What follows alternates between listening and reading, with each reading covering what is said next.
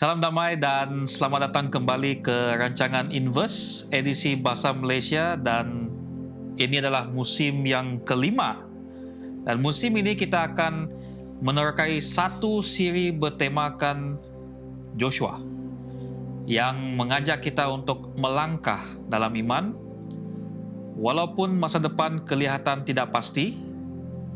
Dan seperti biasa, saya Eric bersama rakan moderator saya Moniza akan memimpin perbincangan hari ini yang bertajuk New Frontiers, ataupun sesuatu yang baru lah. Itu yang kita akan belajar. Ya, terima kasih Eric. Jadi tajuk New Frontiers ini dia sangat menarik kerana ia berbicara tentang keberanian untuk melangkah ke hadapan, iaitu ke arah sesuatu yang baru. Walaupun kita ini tidak tahu apa yang akan menanti di hadapan kita. Jadi dalam dunia yang penuh ketidakpastian ini, tidak kiralah dari segi ekonomi, politik, hinggalah kepada cabaran kehidupan pribadi kita. Jadi ramai antara kita di sini berdiri di persimpangan, tidak pasti sama ada mahu maju ataupun kekal di zon selesa yang anda sedang berada sekarang. Ya, betul tuh, Saudari Moniza. Dan hari ini bersama kita adalah dua panelis yang akan membantu kita menyelami pelajaran rohani yang mendalam dari kitab Yoshua dan juga dalam kisah Abraham. Dan tidak asing lagi, yaitu Saudara Chan dan Saudari Valeria. Selamat datang ke rancangan Inverse kali ini. Okay, thank you Eric. Dan saya rasa topik kali ini memang menarik, lebih lagi khas untuk orang muda, di mana memberikan kita satu petunjuk sebagai orang muda untuk membuat pilihan yang lebih tepat supaya kita dapat melangkah jauh ke hadapan. Ya, dan kadang-kadang Tuhan memanggil kita untuk keluar daripada zon selesa kita, bukan kerana Dia ingin kita keluar dari apa yang sudah kita perolehi. Dan untuk keluar daripada zon selesa ini, ia adalah sesuatu yang tidak mudah. Tetapi di sinilah kita belajar untuk benar-benar mempercayai Yesus itu bersama dengan kita. Baik, sebelum kita mulakan perbincangan ini dengan lebih lanjut lagi, mari kita bersatu hati dalam doa pembukaan yang akan dipimpin oleh Saudara Chan. Mari kita berdoa. Bapa di syurga, kami berterima kasih dengan Kau Tuhan, saat dan waktu ini yang kami gunakan dan berikan khusus untuk mempelajari firman Kau yang mengajak kami untuk berpaling ke hadapan. Di dalam nama Yesus kami berdoa. Amin. Amin. Jadi baiklah, mari kita mulakan perbincangan bahagian pertama kita, iaitu melangkah dalam iman. Jadi kita mulakan dengan kisah umat Israel pada zaman Yoshua. Mereka ini berada di ambang tanah perjanjian setelah 40 tahun mengembara di padang gurun. 40 tahun itu adalah satu tempoh masa yang sangat panjang, ya. Jadi segalanya bergantung pada satu keputusan yang besar, keputusan yang sangat penting, sama ada mereka ini berani melangkah masuk atau mereka kembali berundur disebabkan takut. Ya. Ya, dan inilah masa di mana Tuhan mengingatkan mereka seperti dalam Yoshua 1 ayat 9, di mana dikatakan, kuatkan dan teguhkanlah hatimu, jangan takut dan jangan gemetar, sebab Tuhan Allahmu menyertai engkau kemanapun engkau pergi. Dan ya, seperti yang Saudari Moniza katakan tadi, ini di ambang pintu. Musim yang lepas kita sudah belajar bagaimana mereka keluar dari tanah Mesir. Dan mungkin pertanyaan kepada Saudara Chan, apakah yang boleh kita pelajari daripada generasi Yoshua, generasi yang baru ini? Oke, terima kasih Saudara Eric, ya. Kalau kita lihat kan apa yang terjadi di zaman itu, lebih lagi dalam kehidupan Joshua sendiri, itu dapat kita lihat bahwa iman itu bekerja, bukan hanya sekadar percaya dari segi perkataan, tapi juga mengingat kembali apa yang Tuhan telah janjikan kepada mereka, di mana Tuhan berjanji memberikan Kanaan itu kepada mereka. Dan persoalannya, kalau mereka tidak berani melangkah ke hadapan, mereka tidak akan dapat apa yang Tuhan sediakan. Tapi kalau mereka stay di sana, mereka pun tidak dapat. Kalau mereka undur ke belakang, lagi mereka tidak dapat apa. Jadi kalau di sini kita lihat bahwa umat Israel belajar bahwa kemenangan datang apabila mereka menyertai rencana yang Tuhan telah berikan kepada mereka. Dan bukan hanya kekuatan dan juga dari segi fizikal mereka sendiri, mereka dapat taluki Kanaan itu, tapi dengan kekuatan daripada Tuhan. Dalam hidup kita pun sama juga. Bila kita hidup setiap hari, di mana kadang-kadang kita takut pada masa depan. Banyak yang menghantui pikiran kita, tapi yang paling penting, Tuhan minta satu hal, adalah percaya dan serahkan semua plan itu kepada Tuhan, di mana Tuhan akan menyertai kita. Ya, betul tuh. Terima kasih Saudara Chan di atas perkongsian pendapat yang diberikan itu tadi. Saya ingin tanyakan pada Saudari Valeria. Dalam konteks dunia hari ini yang penuh dengan ketidakpastian, sama ada harus dilakukan atau tidak harus dilakukan, sama ada maju atau mundur, bagaimana kita boleh menyeberangi sungai Yordan dalam kehidupan pribadi kita? Saya suka dengan perbandingan yang berlaku pada zaman umat Israel pada masa itu dengan kehidupan kita pada hari ini. Menyeberangi sungai Yordan hari ini bermaksud kita keluar daripada zon selesa kita untuk mendapatkan sesuatu yang akan menantikan kita, mungkin sesuatu itu lebih besar lagi daripada apa yang kita perolehi pada hari ini. Seperti mungkin Tuhan ingin kita berhenti daripada apa yang kita lakukan pada hari ini. Mungkin Tuhan ingin kita berhenti dari pekerjaan kita hari ini kerana Dia ingin kita melakukan pelayanan yang lebih kepada pembangunan kerohanian kita.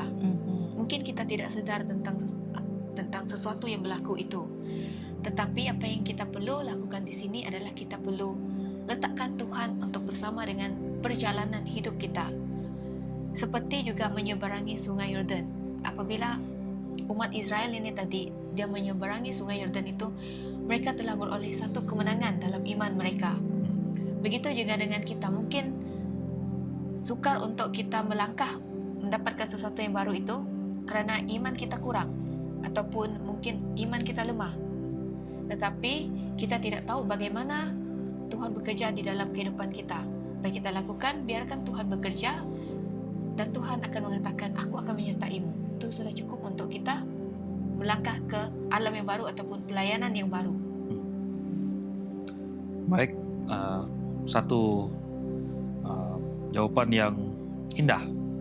Dan itulah pelajaran yang pertama.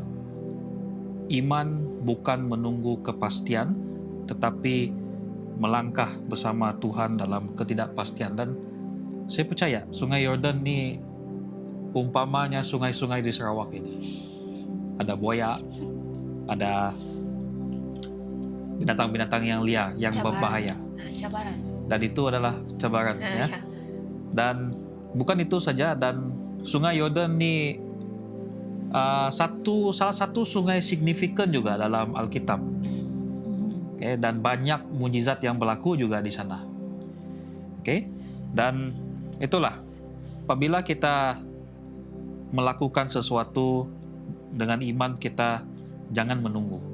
Jangan tunggu sampai sudah bersedia. Sepatutnya kita terus melangkah bersama dengan Tuhan. Bergulai sejalai. Itu yang penting dah. Terima kasih Saudara Eric atas tambahan itu. Jadi mari kita lihat ke perbincangan yang kedua, yaitu perjanjian Tuhan dengan Abraham.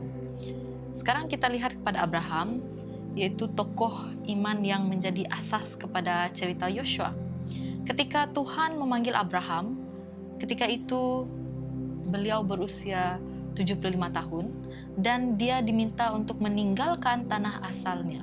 Jadi bayangkan apabila Tuhan menyuruh orang yang cukup berusia ini meninggalkan tempat yang sudah dia diami dengan selesa. Dan seperti kita tahu, Abraham tidak bertanya lebih banyak. Hanya menurut perintah Tuhan dan meninggalkan tanah asalnya. Jadi, Eric, apabila kamu mendengar cerita mengenai Abraham ini, sungguh luar biasa, bukan? Ya, seorang yang umur 75 tahun sudah 10 tahun limpas umur pensiun ya. Betul. Dan saya percaya umur 75 tahun mungkin kebanyakan sudah bertongkat. Dan saya percaya juga Abraham itu bertongkat. Sebab dia perlu meninggalkan tanahnya dari Ur Kasdim pergi ke sesuatu tempat yang dijanjikan oleh Tuhan. Dan itu sangat luar biasa di mana walaupun Abraham tidak tahu mana dia akan pergi, yang kita boleh bacanya di dalam Ibrani 11 ayat 8, tapi disitulah kita lihat bahwa iman Abraham itu iman yang hidup. Dan mungkin Saudara Chan, apakah pelajaran yang terbesar yang Anda lihat dalam perjalanan Abraham ini? Oke, thank you Saudara Eric. Kalau kita lihat kan dalam kehidupan Abraham, sebelum terjadinya cerita Israel yang menyeberang ke Sungai Yordan, menjadi hamba di Mesir. Jadi kalau kita previous kan apa yang terjadi, di mana banyak benda kita boleh pelajari daripada Abraham. Pertama, Tuhan instruct dia dalam keadaan umur seperti yang kamu beritahu tadi, dalam 70 lebih. Kalau sekarang orang sudah malas mau bergerak, kalau boleh berehat saja di rumah. Tapi Abraham, Tuhan kata jalan kamu, kata bawa istri, bawa hamba kamu, jalan sekali, bawa anak buah.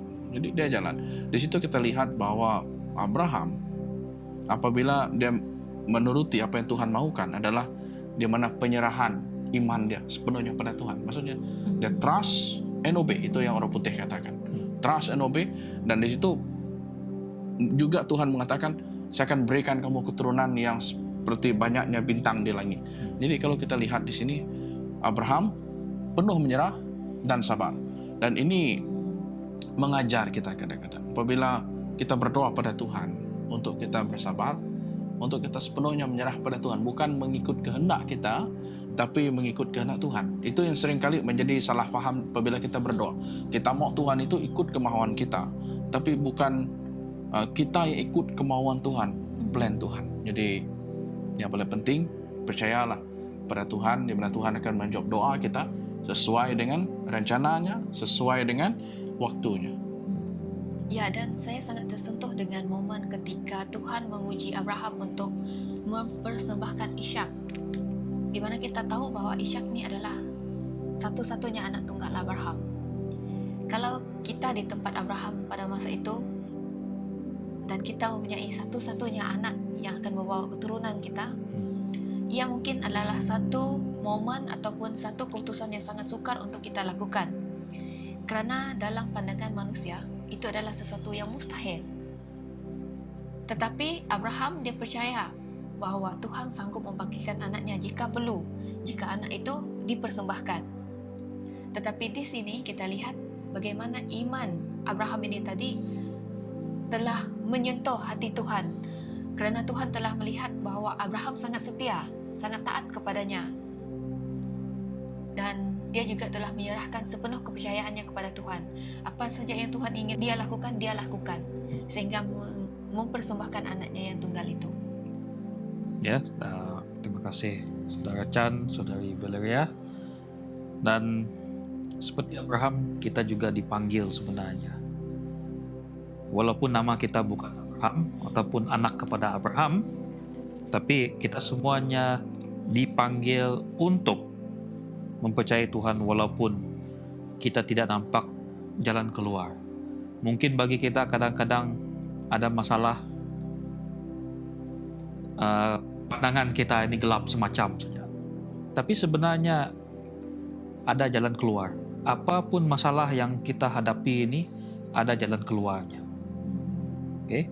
Dan itulah Abraham, kita lihat dia pergi saja. Oke? Dan kemudian apabila Tuhan mintanya untuk mempersembahkan anaknya, dan disitulah Tuhan lihat bahwa inilah seorang yang teguh imannya.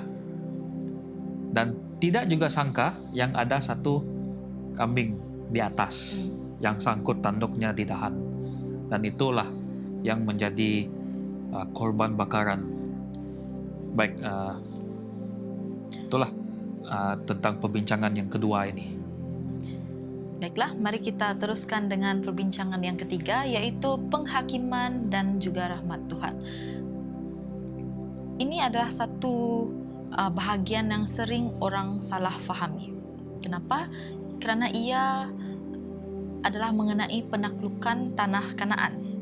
Ya, ada yang bertanya, kenapa Tuhan membenarkan peperangan?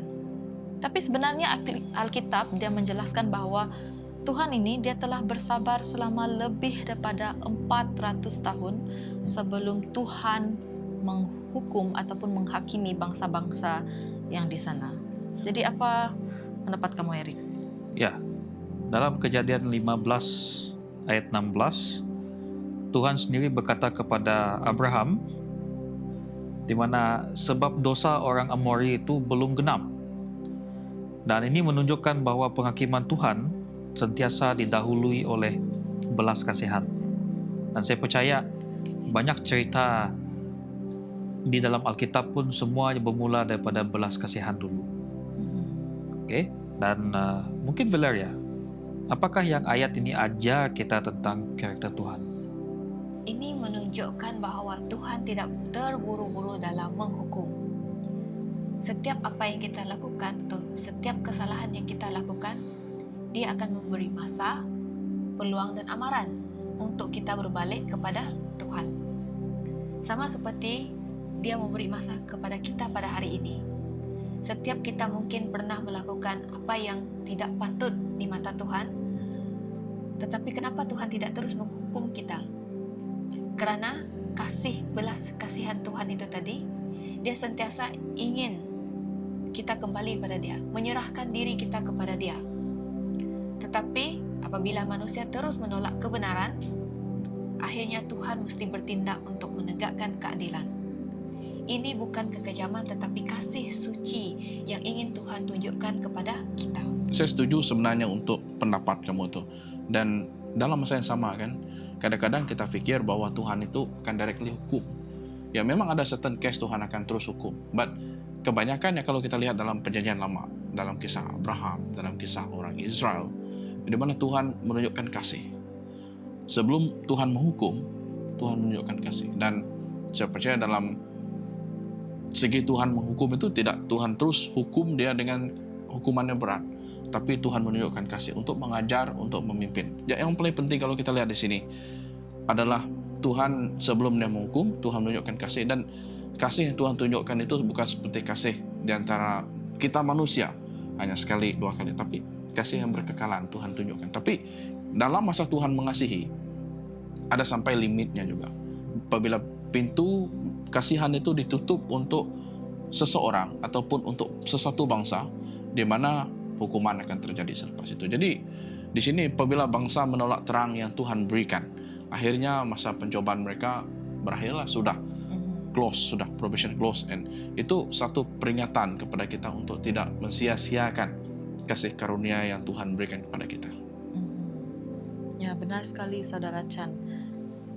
Satu penjelasan yang sangat begitu mendalam sekali. Jadi saya harap penonton di luar sana juga dapat memahami erti kasih yang Tuhan tunjukkan, di mana peperangan itu tidak diberikan disebabkan Tuhan tidak mengasihi kita, tapi karena Dia mengasihi kita lah, Dia memberikan satu pengajaran di ujungnya, adalah untuk menjadi satu pengajaran kepada umat manusia zaman sekarang bahwa setiap tindakan kita akan ada konsekuensinya, ya, seperti apa yang berlaku kepada umat-umat ketika zaman tersebut. Jadi pelajaran penting di sini adalah sebelum penghakiman datang, Tuhan itu sentiasa mendahuluinya dengan rahmat-Nya. Baik, hari ini kita telah belajar 3 perkara penting. Yang pertama dia adalah penderitaan boleh menjadi jalan berkat. Yang kedua, Tuhan menggunakan orang yang sederhana untuk tujuan besar. Seperti mana Dia menggunakan Joshua, dia adalah seorang pemuda yang biasa-biasa. Dia bukan anak raja, dia bukan anak kepada orang ternama, dia seperti pekerja biasa saja. Right? Yang ketiga, Yesus adalah penggenapan semua janji, sumber harapan dalam segala tekanan hidup kita. Jadi terima kasih kepada Saudara Chan dan juga Saudari Valeria yang sudi datang pada hari ini untuk berkongsi kepada kita semua. Dan Saya rasa sangat bersyukur, saya pasti penonton di luar sana juga sangat bersyukur di atas perkongsian yang mereka berikan, perkongsian yang sangat membina dan juga penuh inspirasi. Jadi sebelum kita mengakhiri episode pertama kita dalam season yang kelima ini, saya ingin menjemput saudari Valeria untuk memimpin kita dalam doa penutupan. Mari saya pimpin dalam doa. Tuhan Allah Bapa kami yang berada di kerajaan surga, syukur dan terima kasih kepada Engkau Tuhan, karena Engkau telah bersama dengan kami di dalam perbincangan kami pada petang ini.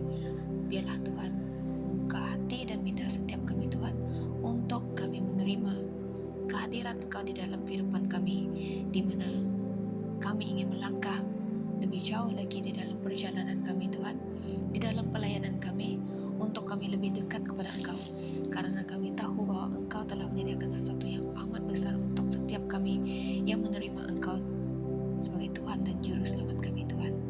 Begitu juga Tuhan dengan saudara-saudari kami yang berada di luar sana. Biarlah setiap telinga yang mendengar firman daripada Engkau, agar mereka berbuka hati untuk terus menerima Engkau sebagai Juru Selamat mereka Tuhan. Semua ini kami serahkan di dalam nama Engkau Tuhan dan Juru Selamat kami. Amin. Amin. Amin. Baik, terima kasih saudari Valeria atas doa yang indah itu. Dan terima kasih kepada semua yang menonton Inverse hari ini. Ingatlah, bila Tuhan memanggil Anda untuk melangkah ke New Frontiers, Dia juga berjalan bersama Anda. Dan sampai kita berjumpa lagi dalam episode seterusnya, teruslah hidup dalam iman dan penyerahan kepada Tuhan. Tuhan berkati Anda semua.